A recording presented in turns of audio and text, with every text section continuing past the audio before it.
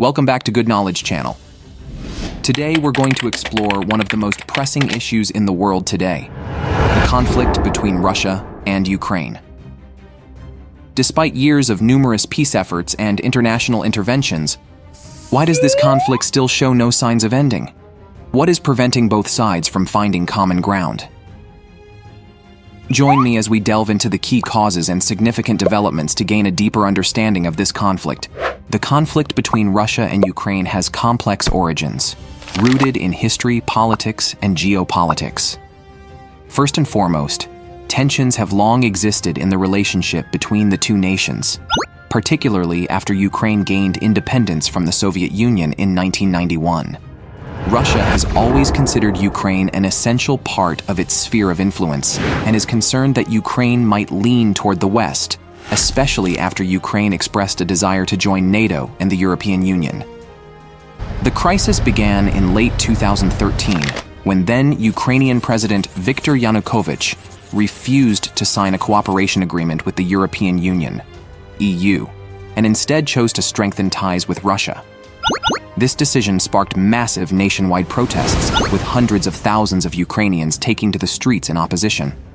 This movement, known as Euromaidan, centered in Independence Square in Kiev, demanded Yanukovych's resignation and for Ukraine to move toward integration with Europe.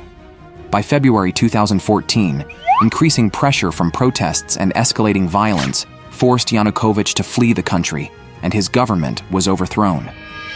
A pro-Western interim government took power, heightening concerns in Moscow about the possibility of Ukraine moving out of Russia's sphere of influence.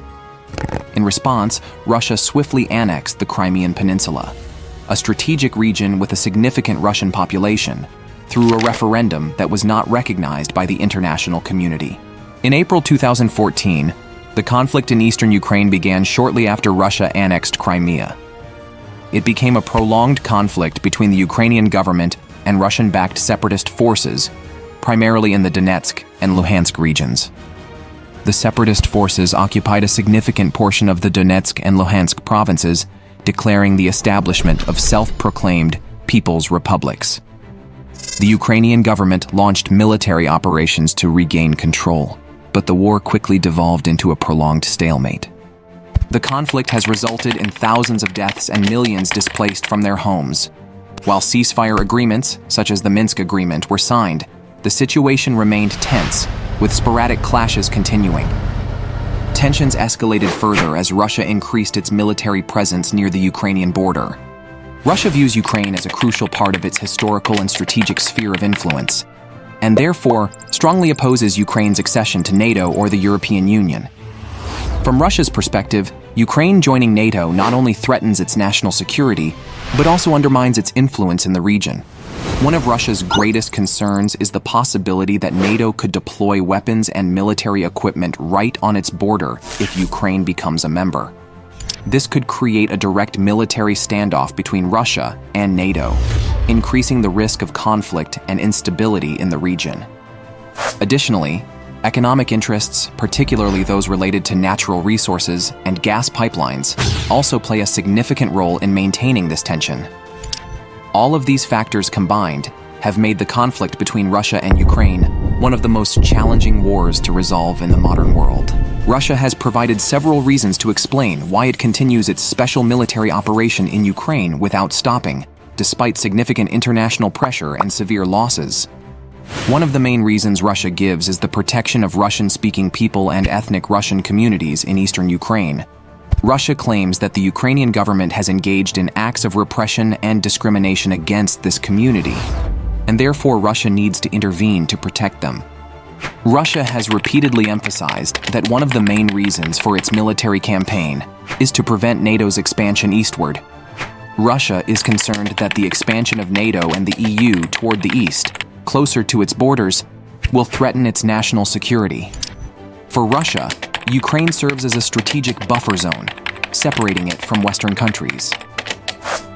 If Ukraine were to join NATO or the EU, it would weaken this buffer zone, creating a direct threat to Russia's security and its influence in the region. Russia has repeatedly stated that one of their objectives is the denazification of Ukraine. implying that they are fighting against elements they consider to be neo-Nazis within the Ukrainian government. However, this argument has been rejected by many countries and international organizations who claim that it is baseless. Russia asserts that this war is necessary to ensure its national security and protect its borders from external threats, particularly from the West. Russia believes that a Western-aligned Ukraine, armed with modern weapons from NATO, would pose a long-term threat to Russia's security.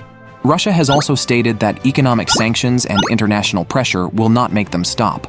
On the contrary, they will only strengthen their resolve to continue their campaign. Russia views the sanctions as part of an economic war waged by the West to weaken Russia. Russia argues that it has a responsibility to support and protect the self-proclaimed republics in eastern Ukraine, Donetsk and Luhansk, that have seceded from Ukraine. Russia views this as part of its duty to protect Russian people abroad. In the recent campaign, Russia primarily relied on its ground forces, artillery, and missiles to conduct attacks on Ukrainian territory, with limited support from the Air Force and Navy. Despite deploying a large force and using heavy weaponry, the Russian ground forces have not achieved the decisive victories that were expected. Several limitations have emerged during the combat, including logistical and supply issues, leading to shortages of food, fuel, and equipment, which have severely impacted the ability to sustain long-term attacks. Additionally, the coordination between different military branches such as ground forces, Air Force, and Navy has not been highly effective, reducing the overall strength of the campaign. The Russian ground forces have also suffered significant losses in manpower and equipment, particularly armored vehicles and tanks, which have substantially diminished their combat capabilities. These factors have led to the Russian ground forces being unable to achieve key strategic objectives, resulting in a prolonged campaign without decisive outcomes. On the Ukrainian side, in recent times, the air defense and air force have faced significant losses due to attacks from Russia. Many military infrastructures, including radar systems, air defense missiles, and strategic airfields, have been destroyed or severely damaged. These attacks have not only severely weakened the combat capabilities of Ukraine's air defense forces, but also left the country unable to defend itself against Russian airstrikes. Furthermore, the lack of modern equipment and effective air defense weapons has placed Ukraine in a very difficult situation. Facing an adversary with superior air power and military technology like Russia has made Ukraine's air defense forces more vulnerable than ever. From NATO's perspective, despite fully understanding Ukraine's urgent situation, the alliance has been reluctant to engage in direct confrontation with Russia. This is evident in NATO's refusal to establish a no-fly zone, as requested by Ukraine. Imposing a no-fly zone would require NATO to be prepared to shoot down Russian aircraft that violate the zone, which could lead to a direct military conflict between NATO and Russia. This is a scenario the alliance seeks to avoid at all costs, as it could escalate into an uncontrollable conflict and even the risk of nuclear war. For this reason, while NATO continues to support Ukraine by providing weapons and equipment, the alliance remains unwilling to take steps that could lead to direct confrontation with Moscow. Throughout the conflict, Russia has altered its tactics multiple times, from large-scale attacks in the initial stages to shifting its focus to specific areas like Donbass. These changes reflect Russia's efforts to adapt to the battlefield situation and Ukraine's response. Although Russia achieved some initial successes and occupied certain territories in Ukraine, such as Crimea and parts of Luhansk and Donetsk provinces since 2014, and parts of Zaporizhzhia and Kherson provinces since 2022, it has yet to achieve key strategic goals, such as fully capturing eastern Ukraine or overthrowing the Kyiv government. The prolonged conflict and Ukraine's strong resistance, along with continuous support from Western nations, have prevented Russia from achieving the results it initially desired. The failure of negotiations between Russia and Ukraine is primarily due to significant differences in objectives, a lack of trust between the parties, and pressure from third parties. Russia, under the leadership of President Vladimir Putin, is determined to maintain and expand territorial control, while Ukraine remains steadfast in defending its sovereignty and territorial integrity. Additionally, both Russia and Ukraine have employed hardline negotiation tactics, presenting non-negotiable demands and showing little willingness to compromise. This has made the negotiation process prone to deadlock, as neither side is willing to yield to the conditions set by the other. Finally, the intervention and influence of external powers, such as NATO, the European Union, and other countries, have further complicated the situation. These factors have not only impacted the negotiating positions of the parties, but also increased pressure, making it difficult for the negotiations to succeed. Unless one side makes concessions or there is a shift in the international situation, this conflict is likely to continue dragging on. Tensions and conflicts around the globe are becoming increasingly complex and unpredictable. Beyond the ongoing conflict between Russia and Ukraine, could there be a scenario where World War III becomes a reality? Stay tuned for the next video. Thank you for watching.